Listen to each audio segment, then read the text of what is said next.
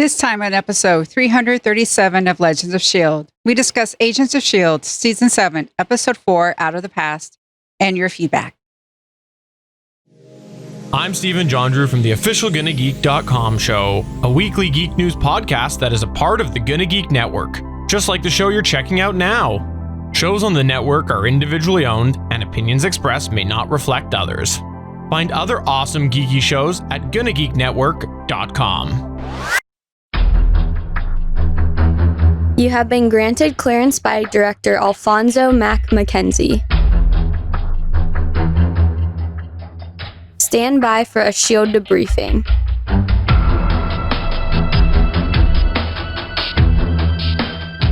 All information to be discussed here is classified and may only be discussed among agents granted clearance by the S.H.I.E.L.D. Director. Now it's time for your scheduled debriefing. I'm Director SP. I'm Agent Michelle. And I'm Executive Consultant Stephen.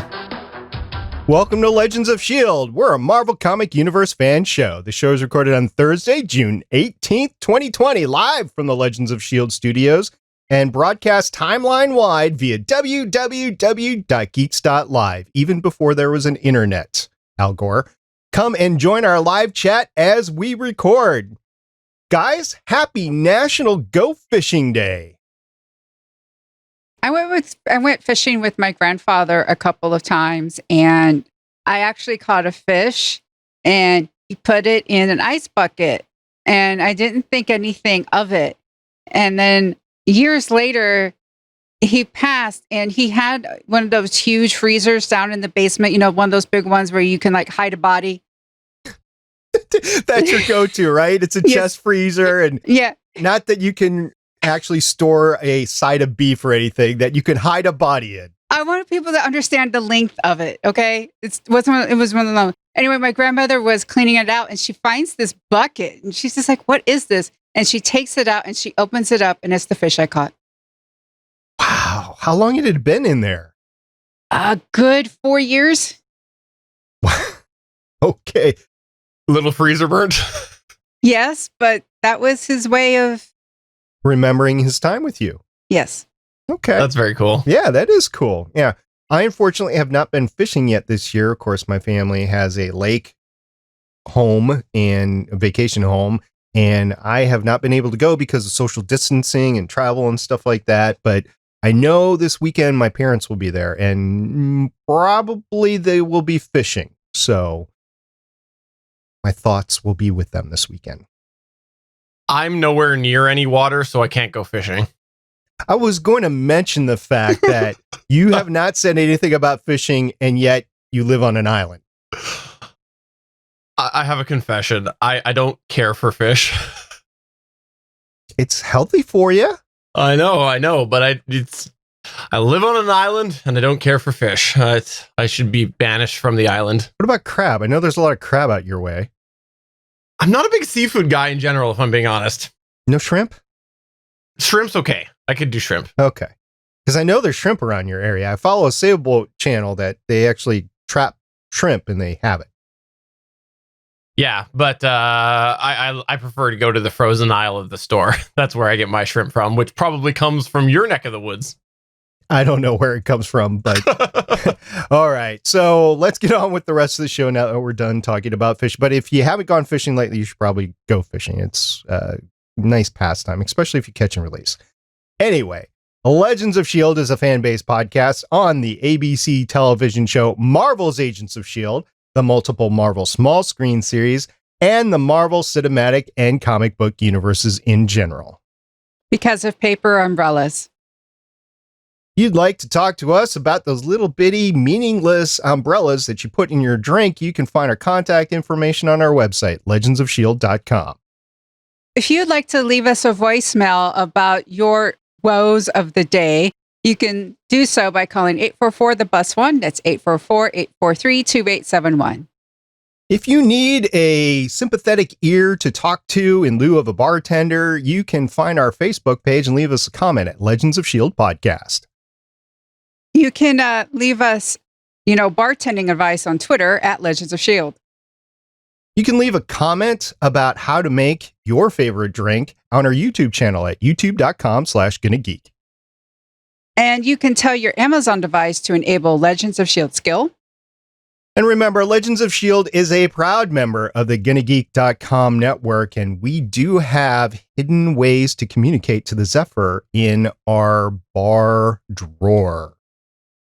Stephen, we've introduced you before in the intro of the show. You are Executive Consultant Stephen, which I let slide because you are indeed the network owner of the GonnaGeek.com network. You can't invite me on one of your podcasts and not expect me to screw up your script.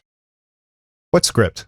I was going to ask, yes, I am the Gonna Geek network owner, but the biggest question that I have is, where do I place my phone to do this podcast? Because obviously it's involved with the drawer. There must be a different way that I have to put my phone down to communicate with you guys after this last episode. No microphone, right? No, we don't use microphones. We don't use radios. We use old style dial-up. Matter of fact, in the pre-show, we were talking about the AOL 9.0 CDs that were sent out. Yes. Thanks for having me on. I really appreciate you inviting me on this week. It's always fun to be on this podcast. And it's so sad that this series is going to be ending this year. So I'm glad I could get on for one last time. 9 episodes left. And by the way, Agent Lauren couldn't be with us tonight. She's actually getting her back taken care of medically right now. So we hope to have her back next week. And Agent Haley, I know there's a big suspense about this. Agent Haley is actually going to Roswell today to figure out if that was the location of last week's episode or if that was Grim Lake. Are you serious? Yeah, there was a big discussion on the podcast, and she really wants to know if it was Roswell or Grim Lake. That is incredible. I missed that. That's awesome. Yeah, that and the fact that it was probably in some shooting lot in California, but hey, whatever. Can I just make a correction to something that I just said that I know somebody probably will misunderstood what I said? I said that the series is ending, and correct me if I'm wrong, but I was referring to Agents of S.H.I.E.L.D. My understanding is Legends of S.H.I.E.L.D. has many more years ahead of it. It's correct? kind of you to think of Legends of S.H.I.E.L.D. as a series, but no, yeah, Legends of S.H.I.E.L.D. is not going away. Matter of fact, right after this, we're going to be delving into Luke Cage season 2 to try to get the Defenders Netflix series out of our way before the Disney series come on with, I forget do you know what the first one is, Michelle, that's coming out on Disney? Well, it was supposed to be this fall, but I don't think so anymore because I don't think they're finished. Right, but you know what the first series was scheduled to be? It was supposed to be, I think, Falcon and Winter Soldier. Okay. So yeah, we'll be covering those when they come out for sure. So we got plenty of content to keep us busy for quite some time. And if we do run out of that, there's a lot of cartoons that I'm told that we should probably cover. So no, Legends of S.H.I.E.L.D. is not going anywhere. So you don't have to worry about filling our programming slot on the Gonna Geek Network, Stephen. It will get a little bit less confusing for me, though, when Agents of S.H.I.E.L.D. does wrap up, because I went to Google something to do with Agents of S.H.I.E.L.D. and I accidentally Googled Legends of S.H.I.E.L.D. So, And you found exactly what you were looking for, didn't you? Absolutely. All right. On that note, what we're going to do is we're actually going to talk about the episode that we all watched last night, Out of the Past.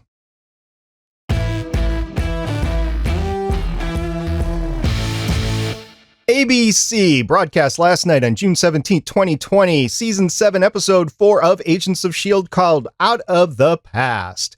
The episode was directed by Garry A. Brown, who has 7 directing credits starting in 1985, including 1 episode of Who's the Boss, 1 episode of Walker, Texas Ranger, 2 episodes of Prison Break, and 10, count them, 1, 2, 3, 4, 5, 6, 7, 8, 9, 10 episodes of Agents of S.H.I.E.L.D. Michelle, who wrote the episode? This episode was written by Mark Leitner, has 3 writing credits starting in 2013, including 1 Spartacus, 2 Agents of S.H.I.E.L.D. Slingshot, and 3 Agents of S.H.I.E.L.D. It comes up from time to time, and we talk about Agents of S.H.I.E.L.D. Slingshot. Do you remember watching that, Michelle? Yes. Yeah, it was the webisodes that were including our yo-yo. Yes, they were. So the episode is titled Out of the Past, and Out of the Past, we relate the theme of the episode to the title of the episode. Michelle, what is the theme of the episode based on the title of the episode? Well, on the surface, I mean, obviously we're in the past, but when I come to think of it, they took Sousa out of the past and brought him into the future. So Back to the Future? No. Is this part 2? No. Part 3? No. Oh, just Out of the Past, huh? Yes. All right. Yeah. That was something that I kind of thought was going to happen, is that they were going to bring Sousa along with us, and we never saw the face of the person in the promos that was going into the pool. So I wasn't entirely surprised, but I got to tell you, I am stoked about this. I don't know what it means, but it's going to be fun having Sousa along for the ride. Stephen, what did you think about that? Yeah, I have to say, I think Out of the Past, the title was clearly a setup towards what you just talked about. But I think that when we look at the overall theme, the other thing that is out of the past is the delivery of the content. The content was created in a style that is out of the past, with the inner monologue and the black and white. So I think that that's also where it applies to the theme. I think we would title that like the detective noir genre. Oh gosh, it's film noir. This was, oh my goodness. I loved this, the beginning of it, the voiceover and him getting shot and falling into the pool that is straight Sunset Boulevard. And Sunset Boulevard is told as a flashback, the writer who ends up dying. This film is over 50 years old. So yeah. And it's that constant, voiceover and everything. And that's also a key part of, 1950s film noir type of things. So this really, like, if I was such a fan of that genre where it's like Maltese Falcon and Shadow of a Doubt, Double Indemnity, and I Will Stop Now. For me, it was fun and I liked it. It's interesting. I wonder how others took it. I love having you on the show, Michelle, because you delve into the history of film every once. This is the second reference you've made this season that I can remember. The first, of course, was the Serpentine reference that you made, and this is, so that is awesome. So, Stephen, what'd you think of the whole film noir? It took me a minute. I've had a bit of an issue with the intros in general this year. It's not giving me those usual chills that I get from the usual Agents of S.H.I.E.L.D. title card and whatnot. And when I first saw it, I was a little put off because again, the intros aren't doing it for me. And then when it continued, I was like, okay, I'm ready to get over this. Can we go back to normal delivery? And then about 3 minutes in, I was all in. It took me a bit to get there, and then I just loved it after about 3 minutes or so. So last week we pontificated the fact that this might have been an entrance with Coulson getting hit with the EMP in his eyes and stuff. It might have been the entrance for Ghost Rider. We do know that Ghost Rider is going to be in this season because they talked about it in a news story last year that I dug up for the show notes last week. But it was not Ghost Rider. It was to go to black and white, and he was doing the inner monologue as the IMD. And I thought that was an interesting way to do the inner monologue because they brought it up as a mechanical malfunction for him. So it was actually happening. Or LMD, not IMD. LMD. And I thought that was really cool. We still have Ghost Rider coming up. I can't wait for how we get Ghost Rider. So, Stephen, if you didn't have a chance to listen to the last week episode, what the thinking is that the brain scan was from the framework, and that his eye color changed from white to orange in the thought. So it was thinking that the framework mind of Coulson had the deal with Ghost Rider still in it. So that was the thought, that he might turn into Ghost Rider this week. That didn't happen. It was just film noir. So good on you, Agents of S.H.I.E.L.D. producers and writers. You did a good one there. Now, Coulson is the history teacher. We talked about that before this season, and he's been reliving history moment after history moment. He gets a big one here. Now, it's not worldwide famous, but it is famous within S.H.I.E.L.D. It's the death of Sousa, and he gets to personally be involved with it, just like he was personally involved with FDR. I think it's kind of neat that the way they're bringing Coulson through the history and making him actually inject himself into these events. Yeah, I completely agree. I think that this is something that we need from the Coulson character, is to be invested in some of this past S.H.I.E.L.D. lore and whatnot, just because of the fact that there's been some rough patches with this character that came from the movies. We've seen some weird head scratching moments, and to see him used in these different ways that are part of S.H.I.E.L.D. lore, and yes, of course, it's being introduced and written just this season. I just think it's cool because it helps put him. He has a bigger stronghold now in the history of S.H.I.E.L.D., and I like it. I think it's cool. A lot of people were saying last week's episode was phenomenal, that it was their favorite of all time. How do you think this episode stacked up in comparison to that? While I enjoyed it, it didn't have the team chemistry as it did last week. We had some very interesting pairings going on, like with Yo-Yo and Deke. And I like how what happened in the earlier episode came back for Deke and such. But we had the running thing about going to Enoch and the treatment of Enoch, which I'm sure we're going to get into more detail in a bit. But I do prefer last week's because we didn't have like the team chemistry this time. I completely agree, Michelle. You talked about my feedback after episode 1 and 2, and I had some issues with episode 1 and 2. However, 3, I was so glad that I stuck through because I thought 3 was really good. And what I loved about it was the team chemistry. But what I have to say is, while episode 3 of this season did a better job of giving us the feel that we know from Agents of S.H.I.E.L.D., I thought this episode 4, gave us a better feel to the era of Agent Carter. So I thought that it was a better callback to Agent Carter, especially with the Sousa character. So I thought that was better in that regard. But yeah, episode 3 was better. Yeah, I do like the way that they are closing off the Sousa storyline. It is the only part so far of Agent Carter that we're closing off. And Sousa is now dead in the timeline. So, and they can't go backwards in timeline, at least not yet, maybe not ever.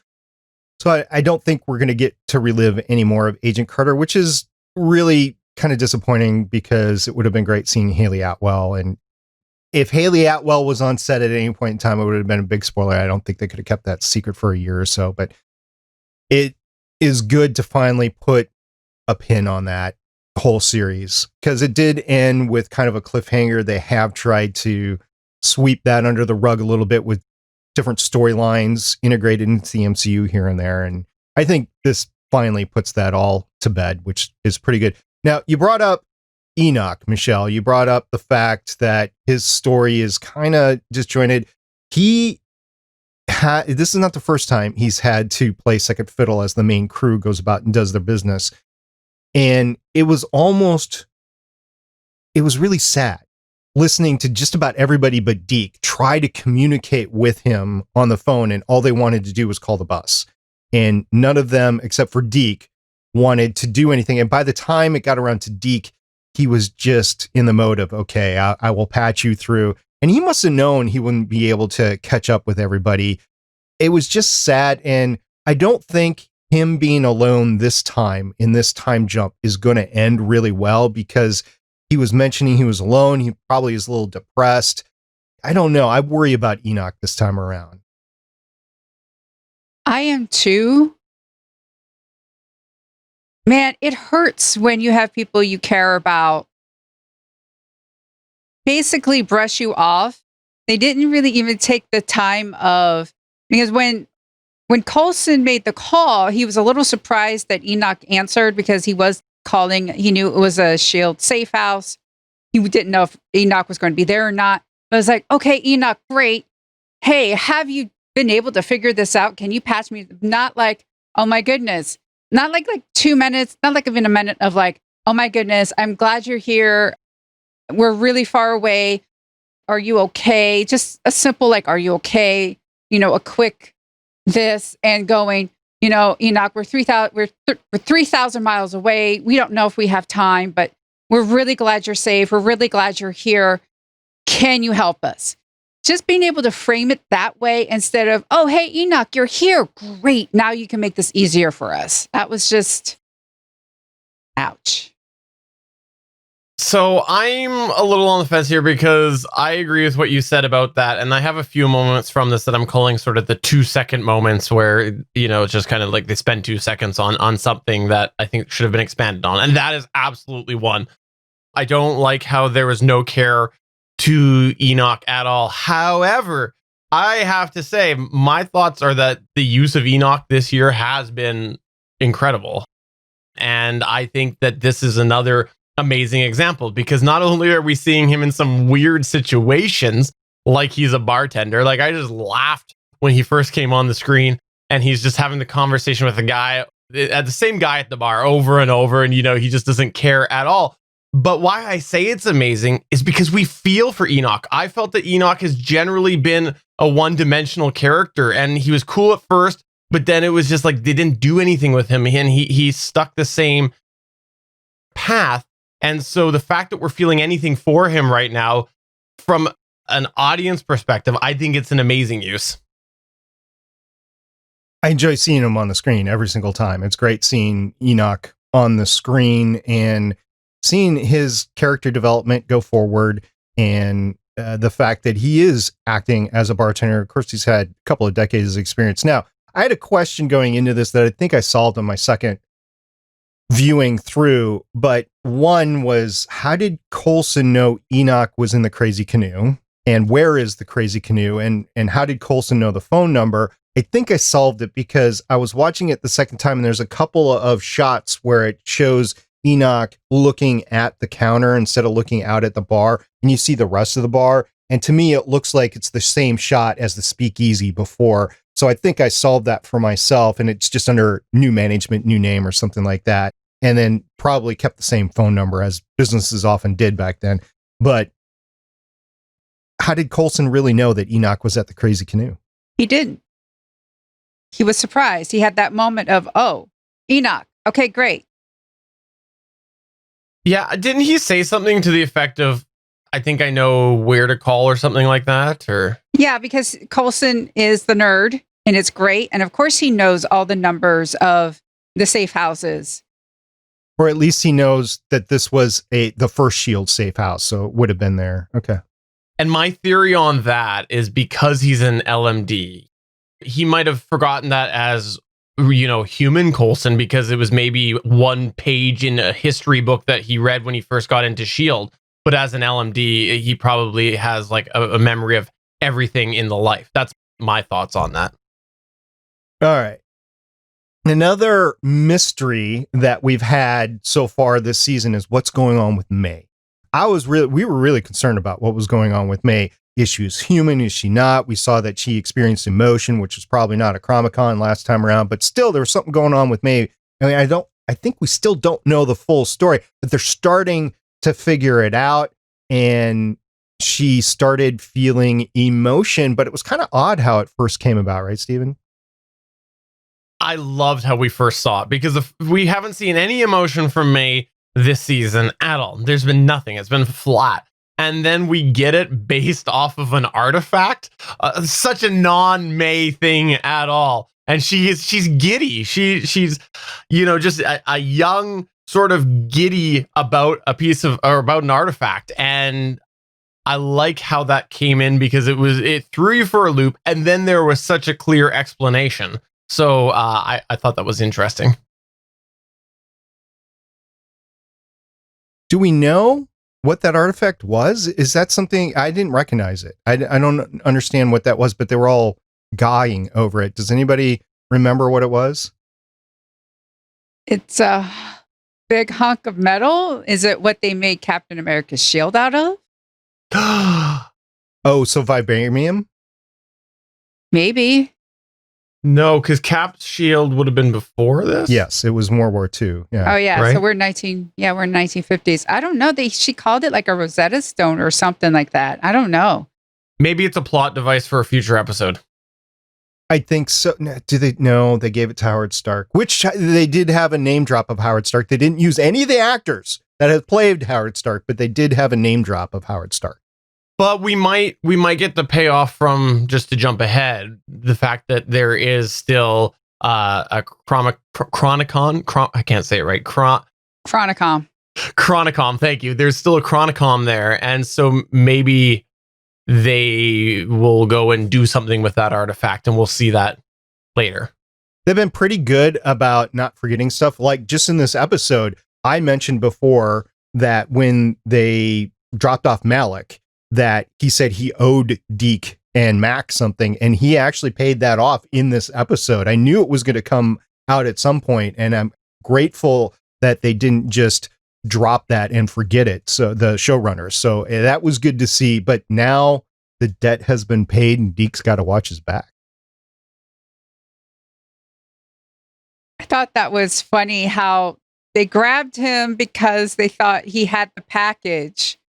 We thought Hydra captured him because he's a powerful mind, and that's how he marketed himself the first time he met Malik.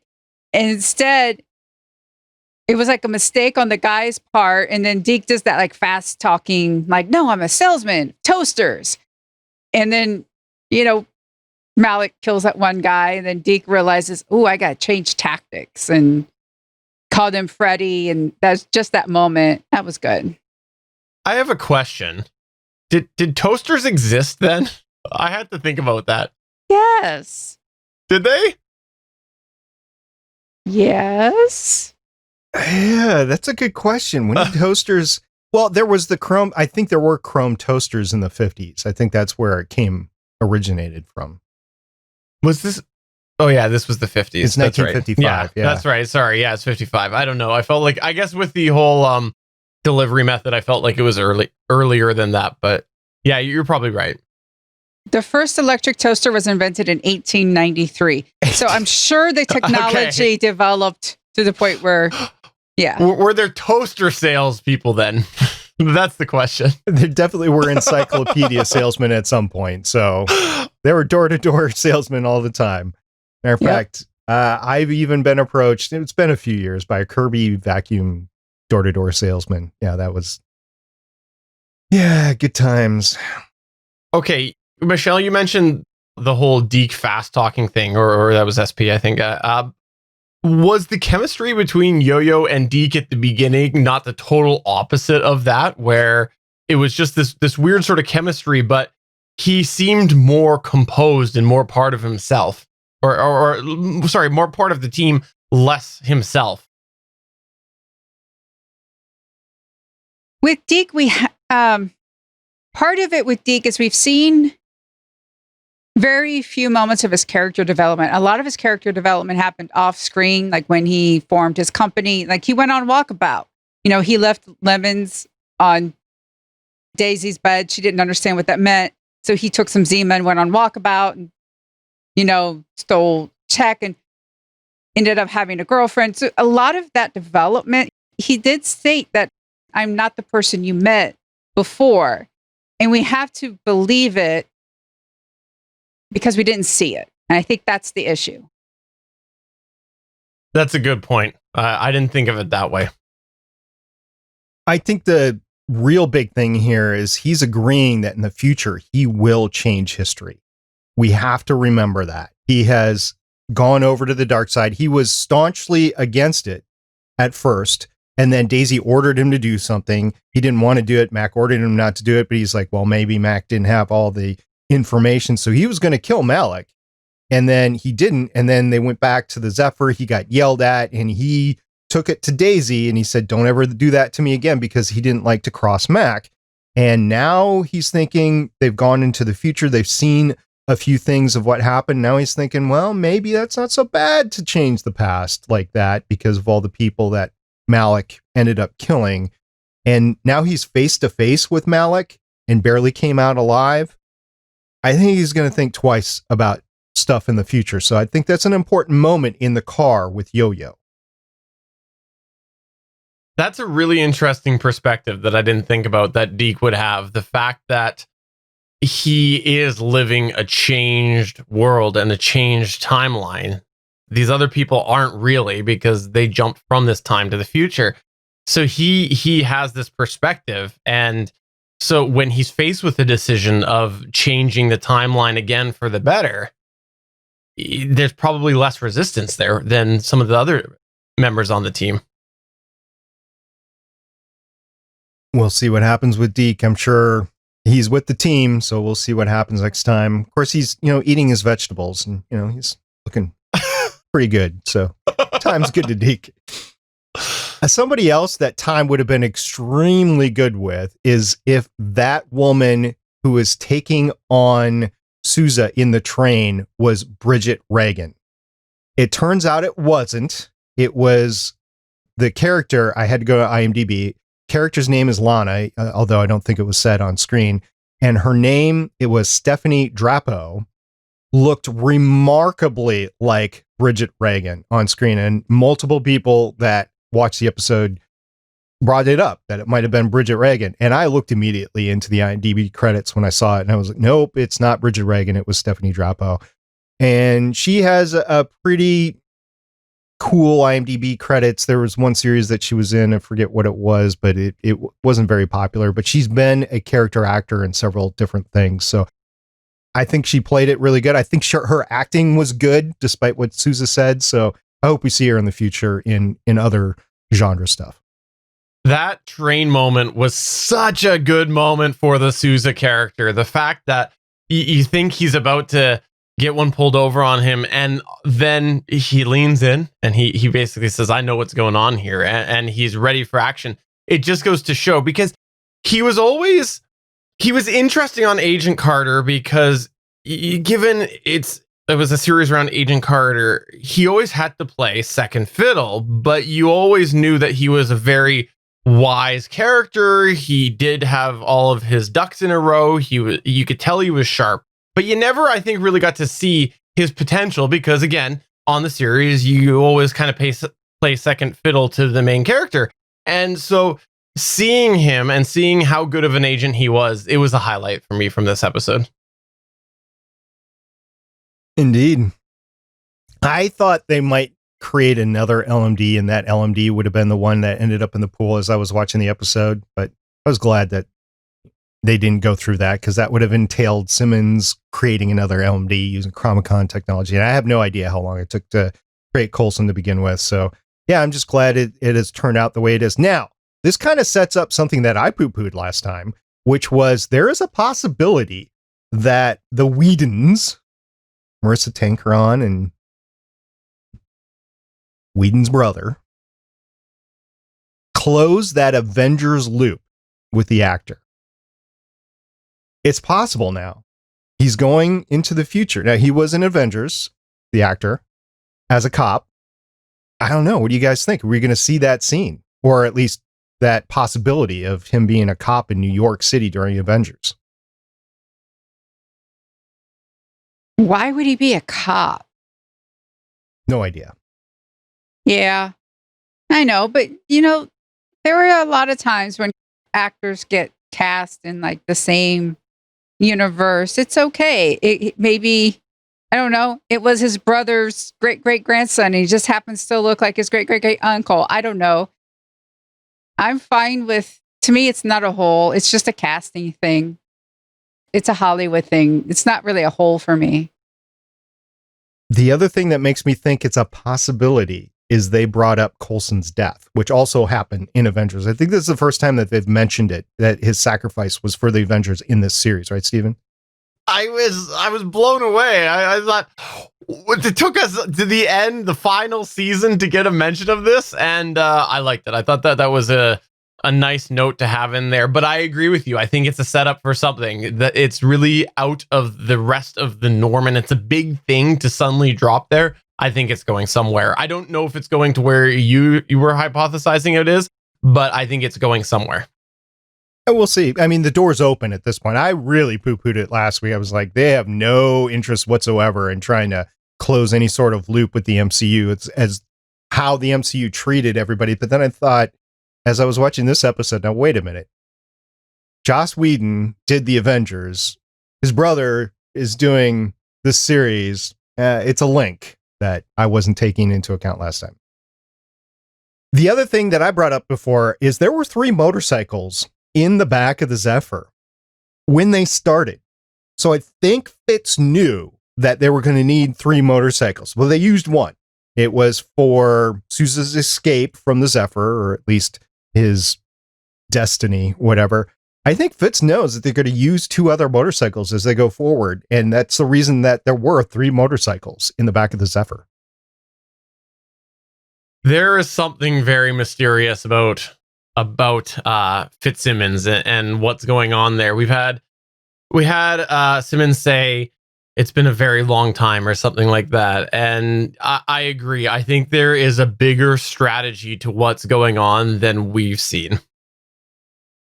And we have not seen Fitz. I didn't hear anything about his inability to film anything when the season was ongoing. Although, I mean, he might have been involved in another project or something like that. But we're 4 episodes in and we have not seen Fitz.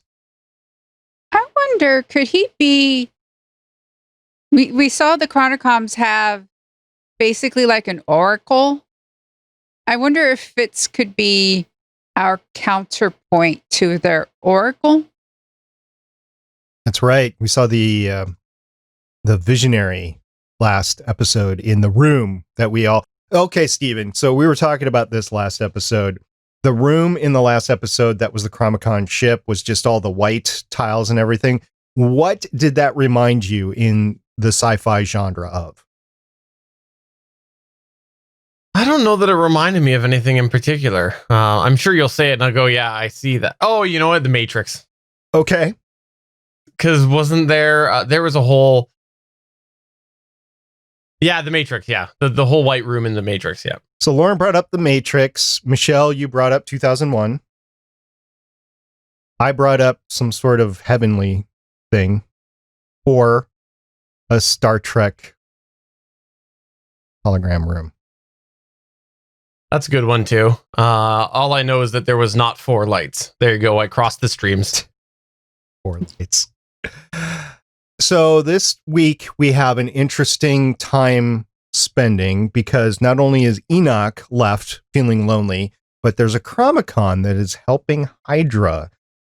I'm wondering if the 2 are going to meet along the way, or if the 2 play cat and mouse for a decade or whatever. Maybe we end up with another Koenig. I don't know.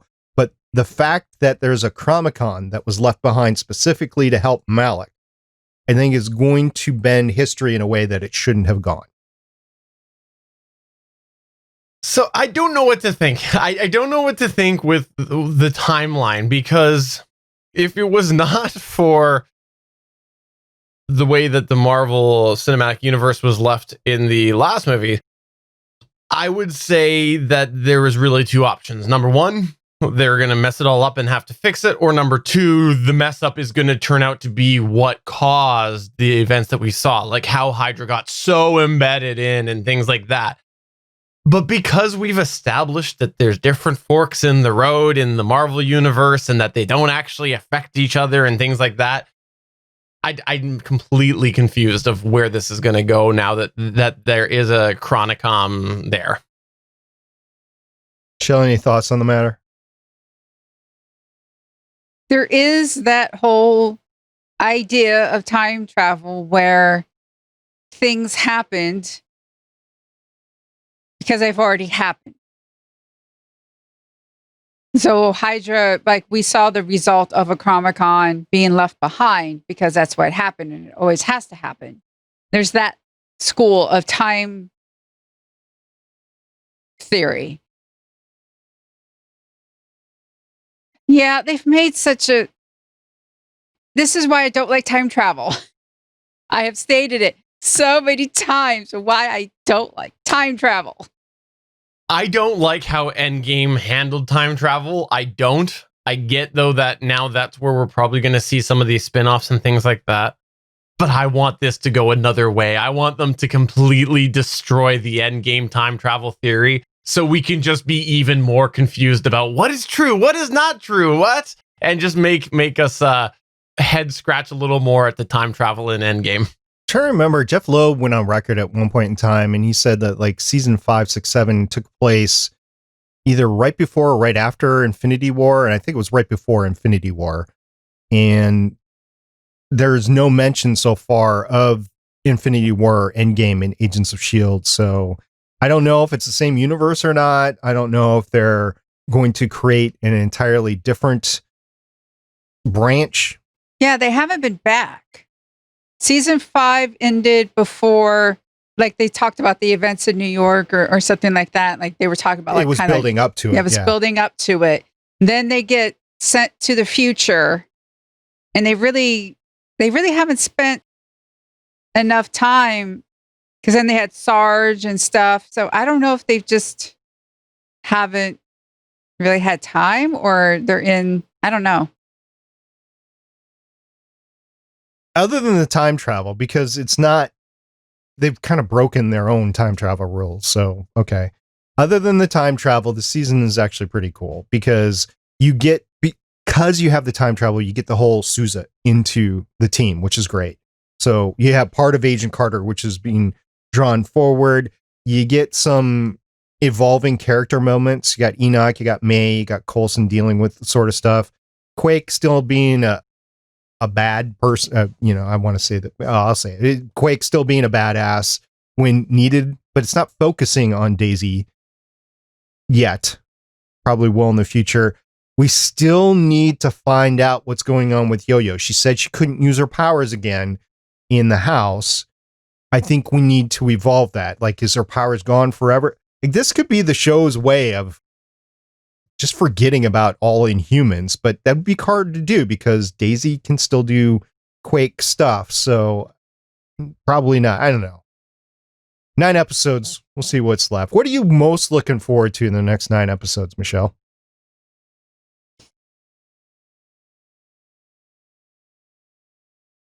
I'm looking forward to, here's the thing. I want them to stick the landing, and part of it is having time travel rules and sticking to them. Even if it's just Agents of S.H.I.E.L.D. time travel rules, I want them to stick to it, because now Max seems to be like, let's make waves. Let's go ahead and save Sousa, which is like, that's freaking a rule. Wait, I want the rule breaking to make sense and for it to stick the landing. Here's the thing. The season finale for season 5 was amazing. And we thought the show was going to be canceled, and it's like, it was canceled. It stuck the landing. It was great. So now they're competing with that. And I want them to stick the landing. That's what I'm looking forward to. I'm looking for all these little threads to come back together, and we get our team and we stick the landing. It's an interesting conundrum because the series was supposed to be ended at season 5. And I think they stuck the landing with the episode The End, the last episode of season 5. But this is a situation that's a lot like Stargate SG-1, where they stuck the landing at the end of season 8, and yet they had 2 more seasons that they had to fill once the order for the story came through, and they had to create the whole Ori storyline. They had to go get, well, I guess that was season 7 that they did the whole Atlantis thing in Stargate SG-1. But the point I'm trying to make is they stuck the landing at season 8, and yet they went ahead with more Stargate SG-1. They stuck the landing for Agents of S.H.I.E.L.D. at the end of season 5. They got their bonus packs, as they're calling it. I don't necessarily know if they absolutely need to stick the landing for the entire series at the end of this season, or just stick the landing for the season. People remember your show, how it ended. How many of us are still talking about the black screen of The Sopranos? How many of us are still talking about Lost and the Blue Horn? Oh, see, I didn't even say the show. You didn't. I didn't have to, because that's how powerful. I still remember the last episode of Buffy where she got the axe and why should this be one Slayer? Just let them all happen. It's true. People, the ending of Battlestar Galactica, people still talk about that. People, remember your show, how it ends. Even Steinfeld, all these years later. Yeah, I agree. I definitely think that there is concerns on how they are going to stick the landing. That is what I'm looking forward to, is seeing how these all hopefully come together, because there have been, in my opinion, so far this season, a lot of just quick moments that they've brushed over that shouldn't have been brushed over. And it becomes a little bit more acceptable if those led to something and we're getting to a final, like, oh, this is just a cool way that those all intertwine to wrap up. I'm curious whether we're going to get that or not. But if we don't get that, I'll say that I'm looking forward to seeing more Black Bolt. I think this whole series has been ramping up to bring back Adrienne Palicki in the season finale and then reintroducing her back into the Marvel Cinematic Universe. That would be so nice, but I don't believe it. Marvel did get renewed for season 3, so... All right. Yeah. Oh, the Orville. I love it. I hate it. It's a mixed bag. And Adrienne Palicki found her husband on the show too. So, which in the time that it's been on hiatus, I believe they've split apart and got back together in between the hiatus between season 2 and season 3. Right. All right. So next week, we're going to be talking about the 5th episode of the 7th season called A Trout in the Milk. Will be on Thursday night, 9 p.m. Eastern at geeks.live. Come join the live chat and talk with us as we record. And we would love to hear from you. And we have heard from some people offline, and we're going to talk about that right now.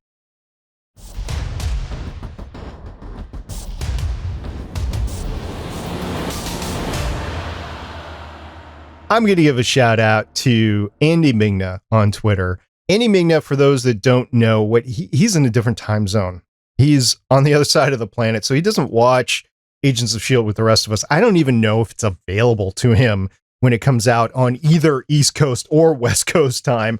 So the next day, he finds the episode somehow, and he live tweets his watch through, and he's always talking back and forth to the Legends of S.H.I.E.L.D. Twitter account.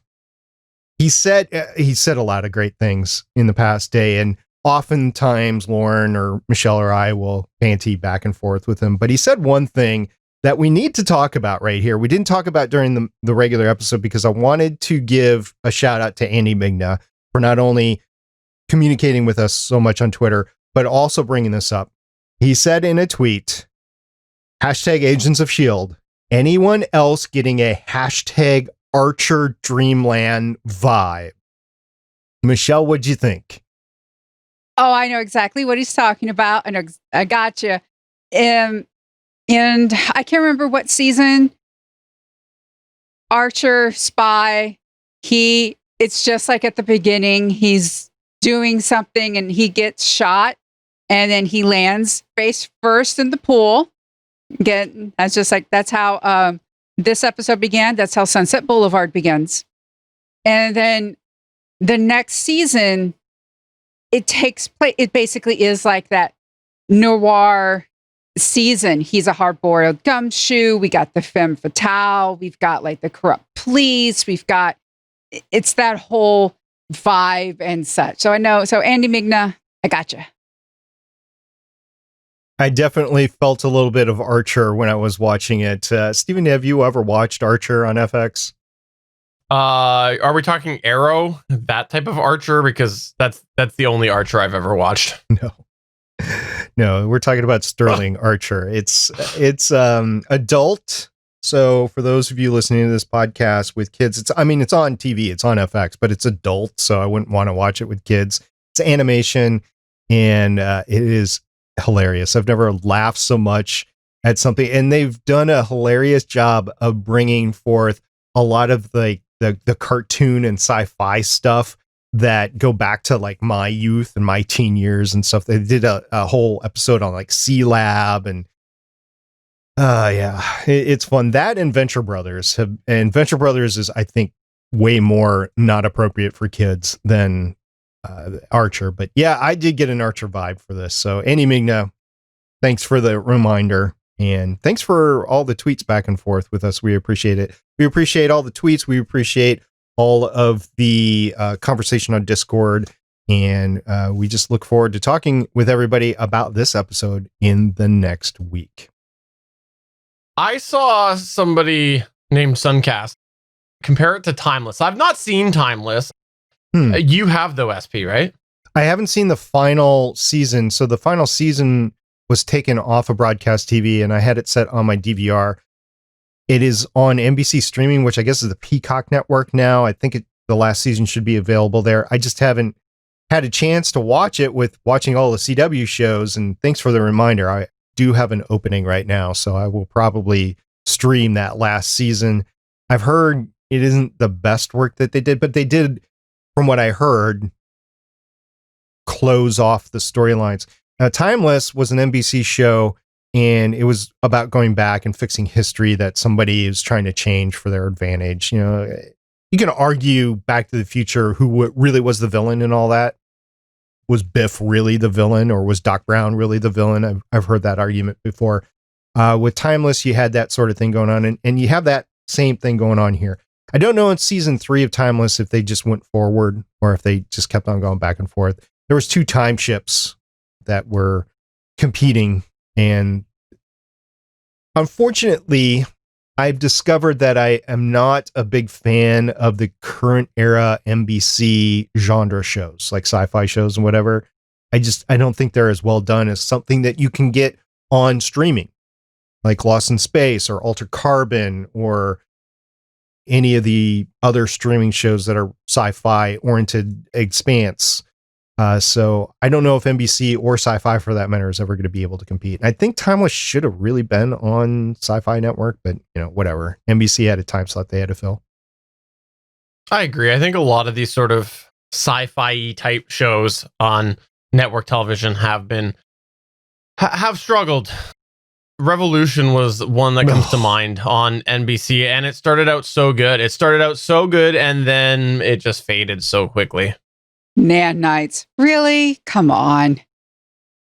I watched into that point, and then I debated on not watching it. Actually, I did not watch it for a while, but it kept on piling up on my DPR, and I just didn't delete it. So I was on the treadmill at certain times, and I watched it all the way through. As a completionist, it was my cape. I'll readily... That and Heroes, also on NBC. Ugh. Are you plugging NBC? No, not at all. Actually, Sci-Fi Network is an NBC Universal property, and I will not watch anything on NBC or Sci-Fi anymore because I just don't believe they treat shows well. Once they canceled Dark Matter, that was the Sci-Fi show. Why did you can't? Because of Killjoys? I know Suncast, who's also a listener, I know he likes Killjoys more than Dark Matter, but most people that were watching Sci-Fi, not to say it's right or wrong, but most people thought Dark Matter was better than Killjoys. And now I don't think Sci-Fi has anything on it that's science fiction related. I went to go look at their lineup a few months ago and I didn't recognize anything. So I'm glad I've sworn off Sci-Fi Channel, and I've transitioned my watching habits to better shows that I can find on streaming networks like Netflix or Prime or HBO, whatever it's called now. Geeks.live. That too. All right. So with that feedback, what we're going to do is Michelle and I are going to steal the 2 motorcycles left on the Zephyr. We're going to put in for our Geico insurance, and we're going to get on out of here. You're going to leave me behind? Yep.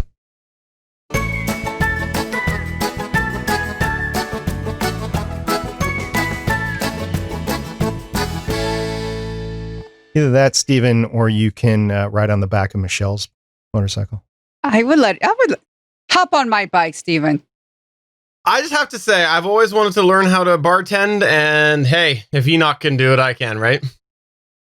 I don't know. He's pretty talented. I want to say thank you to all our listeners and viewers on YouTube. Thank you very much. We really appreciate that. And thank you for dropping by on Apple Podcasts and Podchaser and giving us all our great reviews. Really appreciate reading those as we go forward. So thank you for making the show possible. hopefully we'll have Agent Haley and Agent Lauren back next week. Yes, thank you to everybody. Again, we appreciate every single one of you. Hope you are doing well. Wash your hands. And Stephen, thank you for coming by. Sometimes I just forget how funny you and SP are. Well, thank you for having me on. I really do appreciate it. And I want to give a thanks to this podcast here. I got to think about it to not say the wrong one. The Legends of S.H.I.E.L.D. podcast, not the Agents of S.H.I.E.L.D. podcast, the Legends of S.H.I.E.L.D. podcast, because I might have dropped off after episode 2 this season if it wasn't for y'all. Y'all kept me through, and thank you very much. And I'm glad, because 3 and 4 have just been a delight for me. They have indeed. Have you gone back, by the way, and watched the season finales of the first 6 seasons like I recommended that you do? Let's say yes, yeah, but there was time travel involved. Sure. Yeah, okay. There's also a great YouTube synopsis that it's been recommended to me several times on YouTube. If you need that, I will send it to you. It was not done by Legends of S.H.I.E.L.D. though. Until next time, I'm Director SP. I'm Agent Michelle. And I'm Executive Consultant Stephen, and my consulting fee is in the mail, SP. I'll give you the same consulting fee that you give me on Gonna Geek. All right, everybody. Bye. Bye. Thank you for listening. If you want to leave us feedback, go to gonnageek.com and you will find all our contact information and other shows. You can also visit legendsofshield.com, where you'll find our complete archive of podcasts. The music heard on this podcast is by Kevin MacLeod, found at incompetech.com, and also artists on pond5.com and audiojungle.net. The opinions heard on this podcast are those of the individual hosts and do not represent Stargate Pioneer Productions, Legends of S.H.I.E.L.D., or Gonna Geek. Agents of S.H.I.E.L.D. is the property of the Disney Corporation, Marvel Studios, and ABC. No infringement is intended.